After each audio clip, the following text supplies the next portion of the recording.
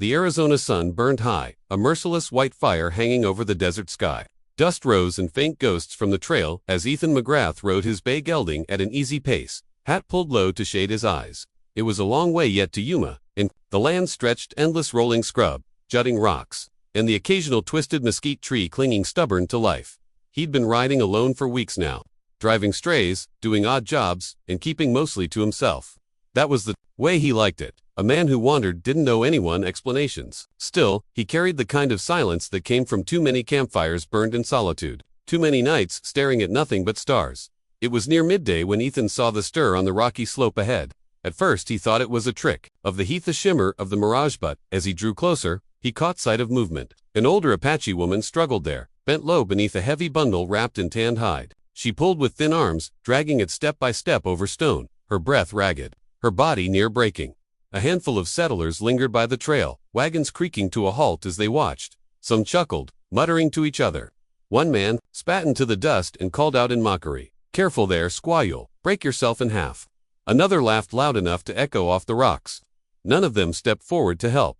Ethan reined in his horse, his gut twisted. He knew the kind of talk, the kind of venom that lingered in these towns. White folk didn't care much for the Apache. Many hated them outright, and here he was, an outsider himself. A drifter with no kin to defend his name, contemplating what most would call a fool's move, but he also knew what it was to fight against a load too heavy, and to have no one lend a hand. "Hold, boy," Ethan murmured to his gelding as he swung down. Dust puffed around his boots. He could feel the stairs digging into his back, hear the low mutters already starting. Still, he strode forward without looking at the settlers. The woman paused, breathing hard, eyes sharp beneath the lines of her weathered face. For a moment, she looked at him as though expecting a blow or insult. Instead, Ethan tipped his hat. "Ma'am," he said simply, and bent to take hold of the bundle.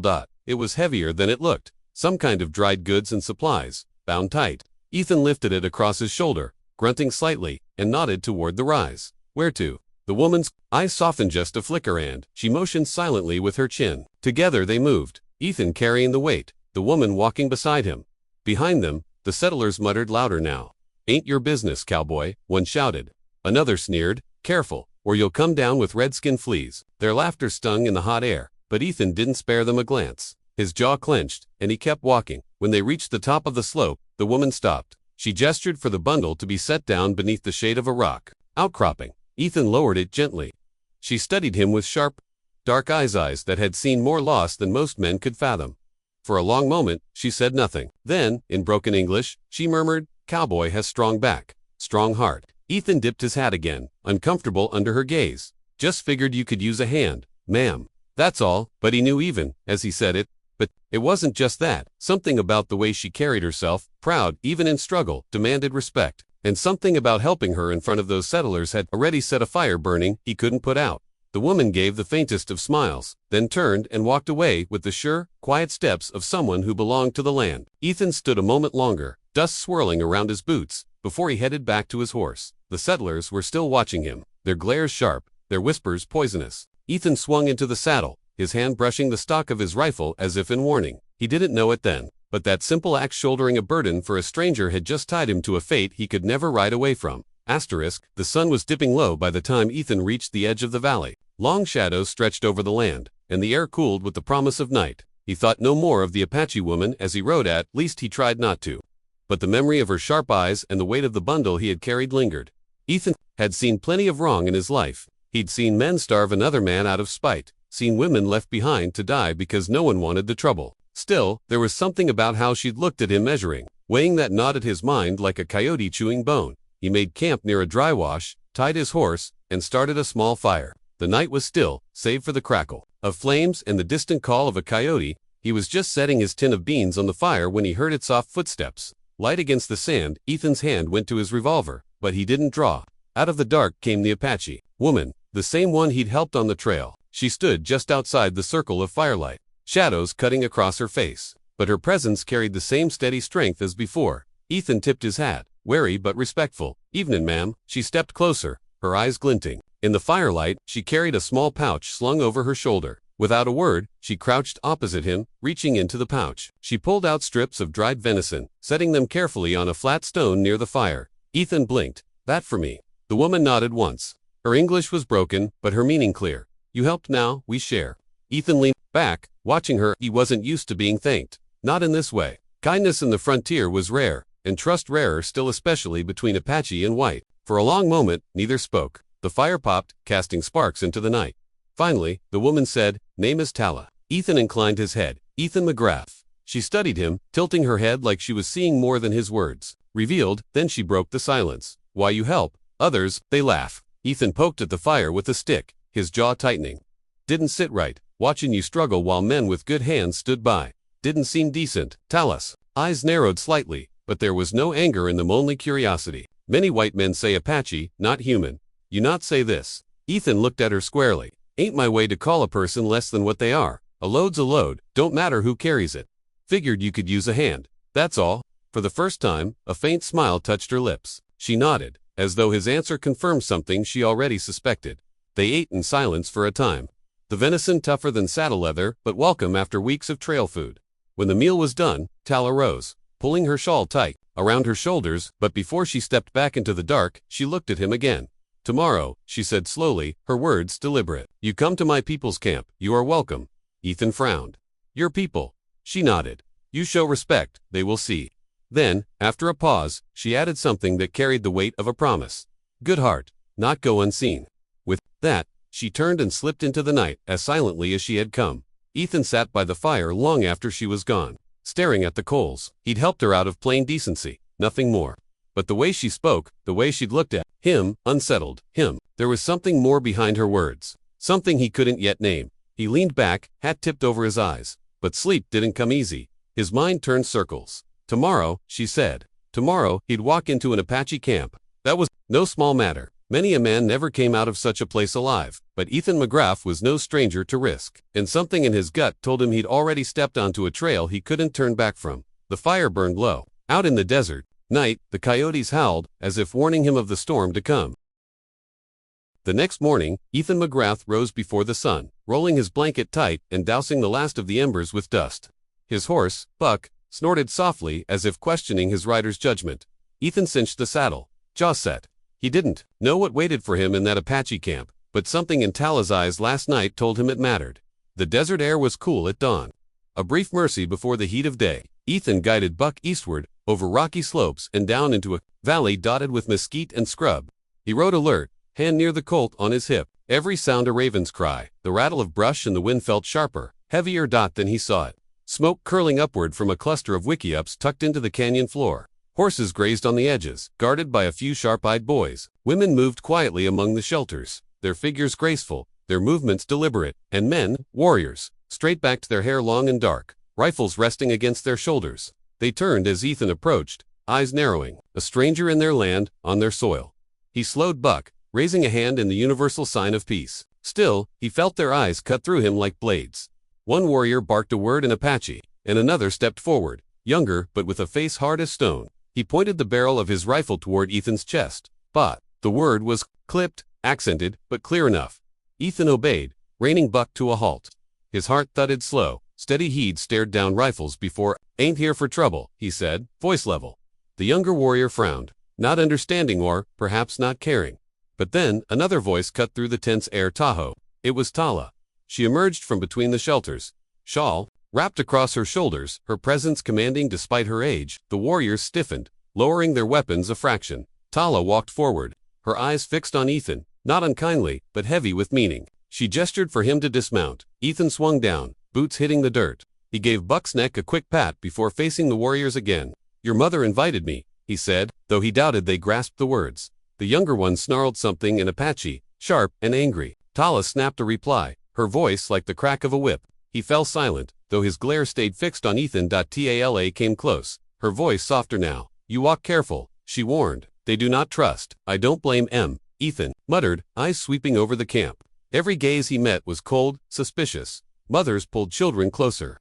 Men stared with flat, unyielding faces. Tala led him toward the center, where a circle of stones marked a fire pit. A few elders sat there, wrapped in blankets, their expressions unreadable. She spoke quickly in Apache, her voice carrying a rhythm Ethan couldn't follow. The elders listened, their eyes shifting toward him now and again. Ethan stood still, hat in hand, waiting. He felt the weight of every stare in the camp pressing down on him. A lesser man might have turned tail and ridden off, but Ethan McGrath had too much iron in his spine. Finally, one elder spoke in broken English. You helped Tala. Ethan nodded once. On the trail yesterday, she was carrying a load. I just lent a hand. The elder's eyes narrowed, studying him. Then he said something low to Tala, who responded firmly. The circle of elders murmured among themselves, some doubtful, others thoughtful. At last, Tala looked at Ethan. You, not enemy. For now, Ethan gave a small nod. That's good enough, but even as he said it, he knew trust here was thinner than a rattler's hiss. One wrong step, one wrong word, and the rifles would speak. The young warrior who'd confronted him earlier lingered nearby, eyes burning like hot coals. He muttered something Ethan couldn't catch, his hand never far from the knife at his belt. Ethan met his glare evenly, offering no challenge but no weakness either. Tala touched Ethan's arm lightly. You stay tonight, eat with us then. We talk. Ethan exhaled, tipping his hat. Reckon I can do that. Still, Ani's nod. At him, he hadn't come seeking friendship, but he felt the ground shifting under his boots, as if every step he took was binding him deeper to something larger than himself.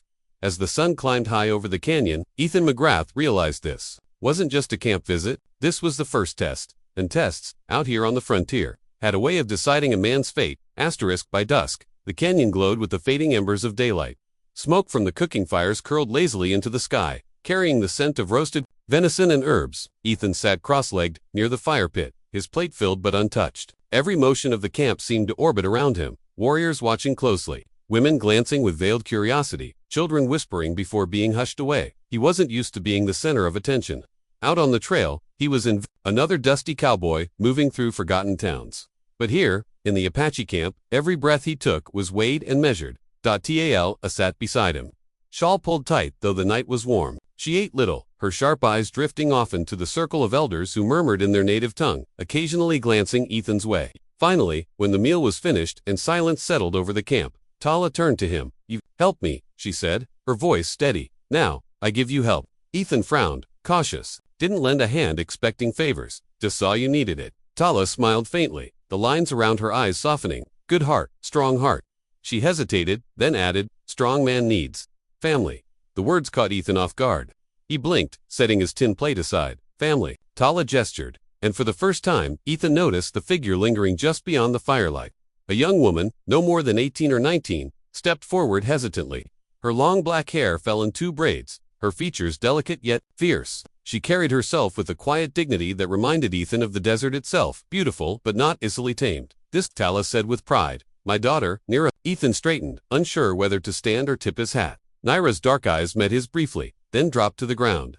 She clutched a woven blanket in her hands, her knuckles white against the fabric. Tala's next words struck like a hammer blow. I heard you want a wife. My daughter is perfect for you. The camp went still. Even the crackle of the fire seemed to hush. Ethan's mouth went dry. He cleared his throat, speaking carefully. Ma'am, that's mighty generous, but I think you might have heard wrong. I didn't come looking for a wife. The young warrior from earlier, Nira's brother. Ethan Guest stepped forward with a glare sharp enough to cut stone. He spat something in Apache, his tone filled with anger. Nira flinched, and Tala snapped back at him, her voice firm, brooking no argument. The young man snarled but retreated a few steps, though his eyes never left Ethan. Tala ignored him, focusing on Ethan again. You help me. You kind. White men, not kind. They hate us. Her voice cracked slightly, but she pressed on. My daughter need man, who protect, who care. You are that man. Ethan rubbed his jaw, torn. He wasn't a man who backed away from responsibility, but this was something else entirely. He had no stake here, no roots. His life was dust and saddle leather, drifting from town to town. What could he offer this girl? Still, when his eyes met Nira's again, he saw no scorn or judgment, only a quiet, searching look, as if she too wondered what kind of man fate had dragged into her world. Tala, Ethan said gently, I respect you, and I thank you for trusting me. But this ain't something I can decide at a fire after one meal. The elder who had spoken before leaned forward, his face grave. Apache, way different than White Way. When spirit speaks, we listen. Tala, say you are chosen. You think. Ethan's chest tightened. He could feel the weight of the camp pressing in, the silent expectation that this stranger with a dusty hat and tired eyes might step into their world and bind himself to it. Nira took a cautious step closer, her hands still clutching the blanket. She whispered, almost too soft to hear. Do you refuse me? The question hit harder than any bullet. Ethan swallowed, looking at her, at Tala, at the fire flickering between them. Refusal would wound their pride, maybe even turn kindness into hostility, acceptance. He didn't even know what that would mean. He pulled in a slow breath, his voice low but steady. I don't refuse, but I ask for time.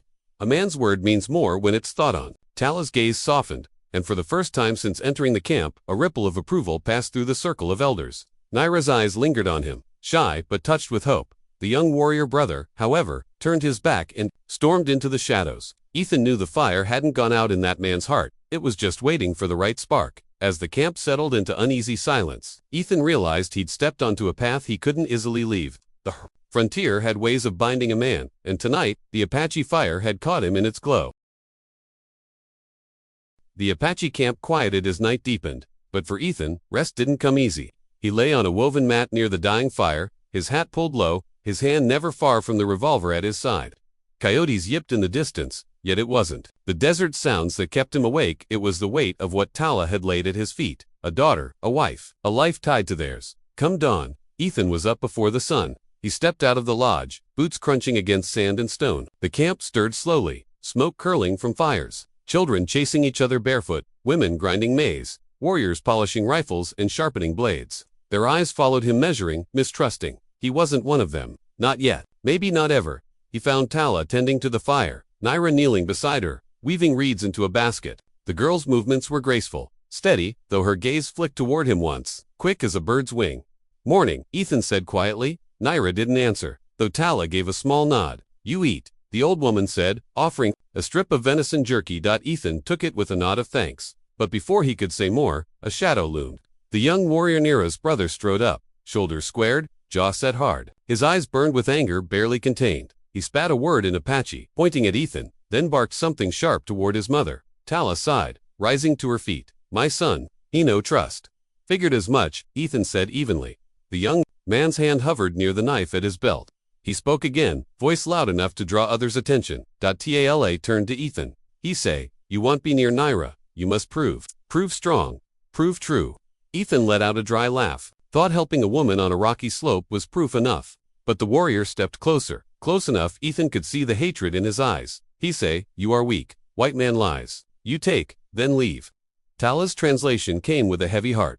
Ethan's jaw tightened. I ain't looking to take anything that ain't offered. But I won't be called a liar neither. The crowd gathering around them made it clear this wasn't just between him and the brother anymore. It was the whole camp, watching to see if Ethan was worthy of even breathing the same air as Naira. The warrior drew his knife and pointed it to the canyon beyond the camp. He said something sharp, and a ripple of excitement went through the onlookers. Tala's lips pressed tight. He say test, she told Ethan reluctantly. Climb canyon wall. Bring eagle feather from nest. Only strong, only true. Can do this. Ethan glanced toward the towering red rock cliffs in the distance. That's suicide. Naira stood now, clutching the half-finished basket to her chest. Don't, she whispered, the first word she'd spoken directly to him. Her brother snapped at her in Apache. Silencing her, Ethan looked between them, the brother's burning challenge. Naira's worried eyes, Tala's weathered face holding both pride and sorrow. He'd been tested plenty on the trail before, by bandits, storms, and loneliness itself. But this wasn't about him. This was about proving himself to people who had every reason to mistrust a stranger in a dusty hat.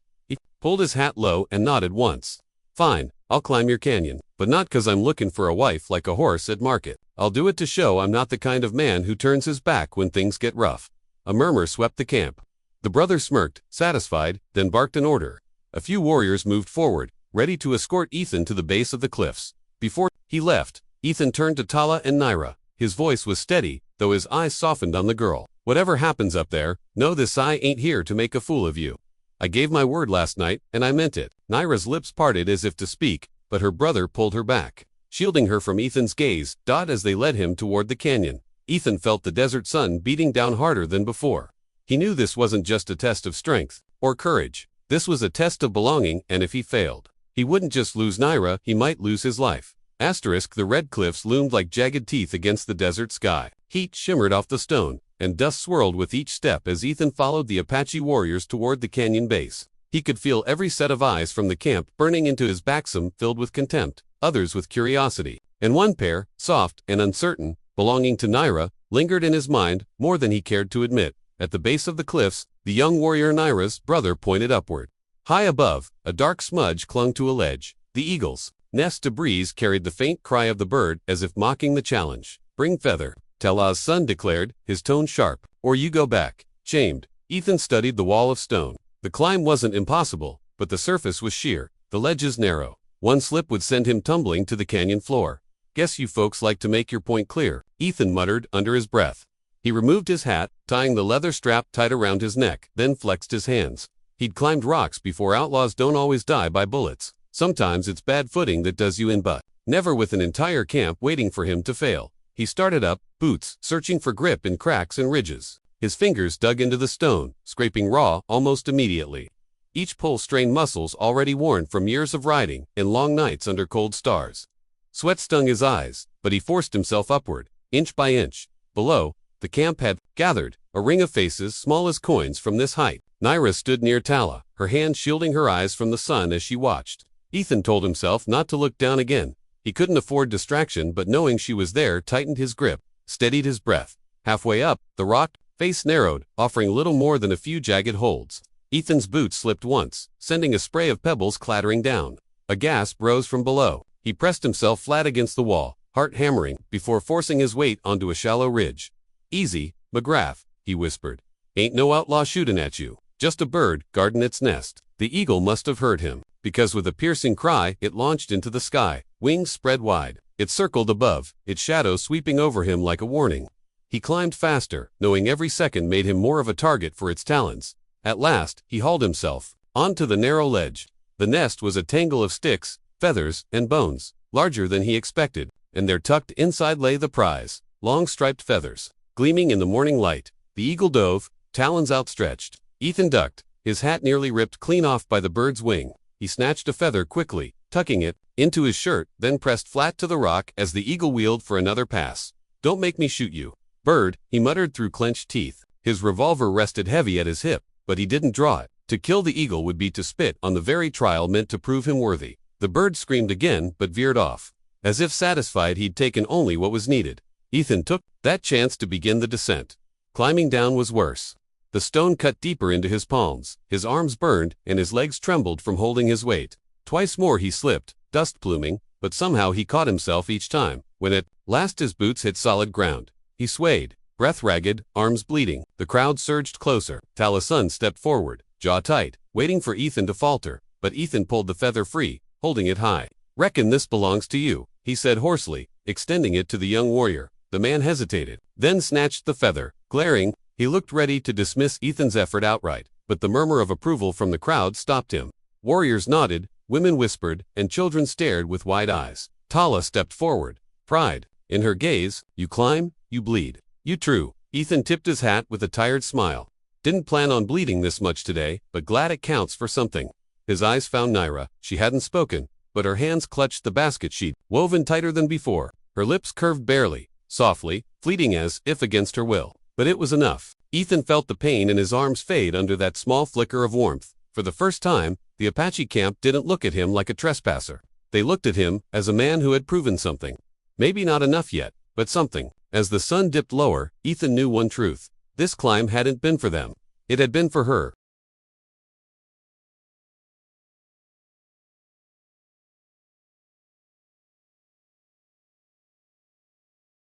The Apache camp settled into its rhythm as twilight spread across the desert. Shadows stretched long, painted in the glow of countless small fires. Drums thudded faintly in the distance. Children's laughter rose and fell, and warriors spoke in low tones as they sharpened blades or tended to horses. Ethan sat near the edge of camp, nursing his torn palms. Strips of rawhide bound his hands where stone had carved through skin.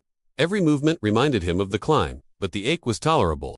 He'd known worse pain on battlefields and cattle drives.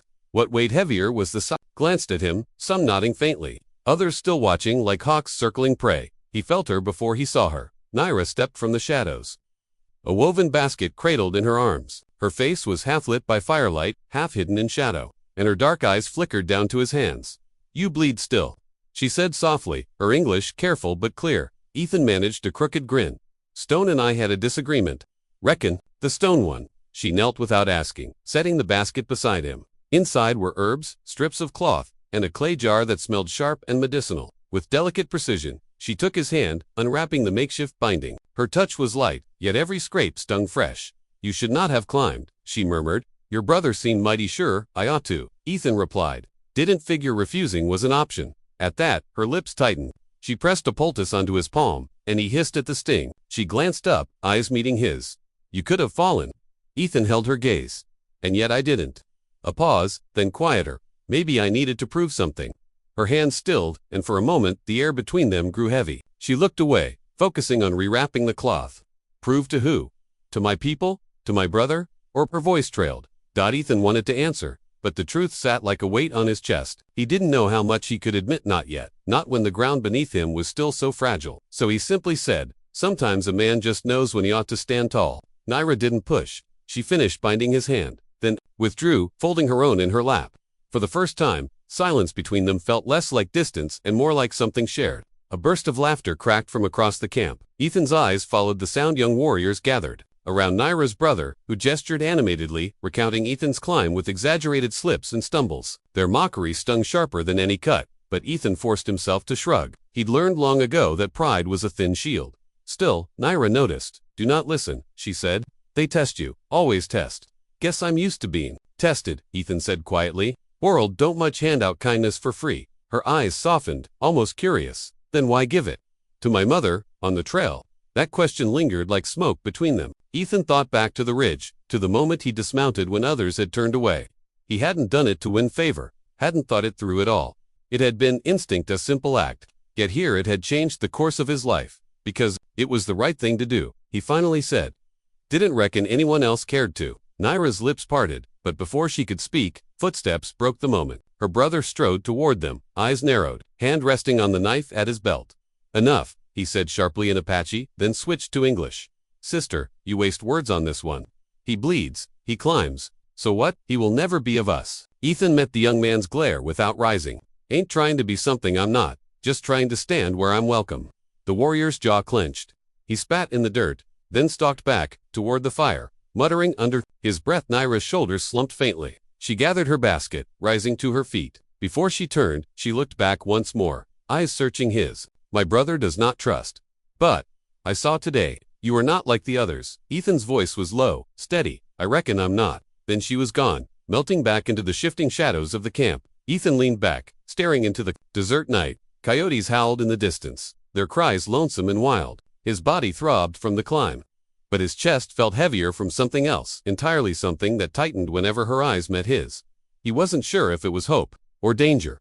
The desert night was deep when Ethan finally closed his eyes, but he woke before dawn to the sound of raised voices. Campfires had burned to embers, smoke curling low across the valley, and warriors gathered in a tense half-dash circle. At the center stood Naira's brother, his hand gripping a spear, his eyes bright with anger. Beside him, the elder woman, her mother, looked solemn but calm. Ethan knew, without needing words, that this was about him. He rose slowly, dust falling from his coat, and stepped forward. The young warrior's voice carried like a whip. This man does not belong. He trespasses on our land, eats our food, and now dares sit near my sister as if he were one of us. Today, we decide. A murmur swept through the camp.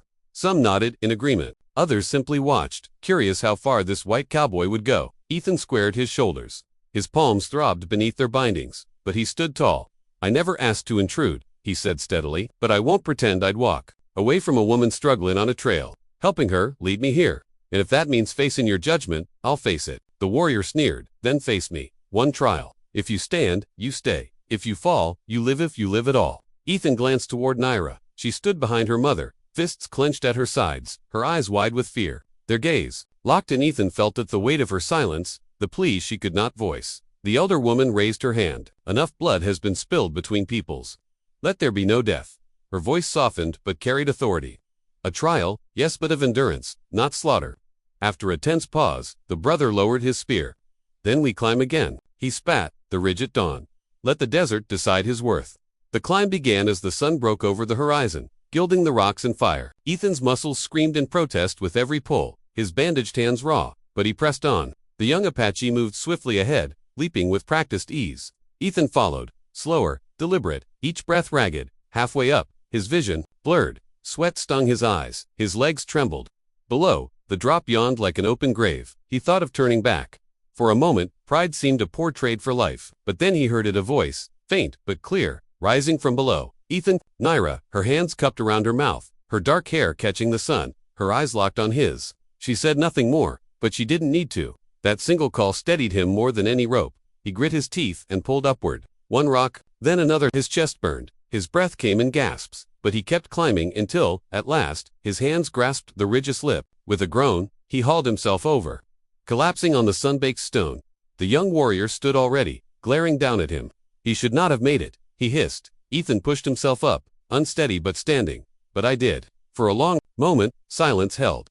Then the elder woman stepped forward, her lined face calm as dawn itself. He has proven strength, not in swiftness, but in spirit. The desert does not break him, neither should we. The young man's jaw tightened, but at his mother's word, he lowered his gaze. Back in camp, Ethan sat with his breath still heavy, his body trembling. Naira approached quietly, kneeling beside him. You should not have risked again, she said, but her voice was softer than before. Her eyes bright with something that wasn't only worry. Ethan managed a tired grin. Couldn't let your brother chase me off without a fight. Sides, I reckon I had something worth climbing for. Her lips parted, and for the first time, she didn't look away. Instead, she reached for his hand, pressing her fingers gently against his raw knuckles. You are stubborn, she whispered, always have been. They sat in the hush of the desert morning, the camp stirring quietly around them. Nothing was settled. Not truly. Ethan knew mistrust would linger, and danger would come again, one way or another. But in that moment, with Naira's hand in his, he felt something he hadn't in years. Belonging. And as the sun rose higher, casting fire across the desert, Ethan McGraw realized he'd found not just a place to stand but someone worth standing beside.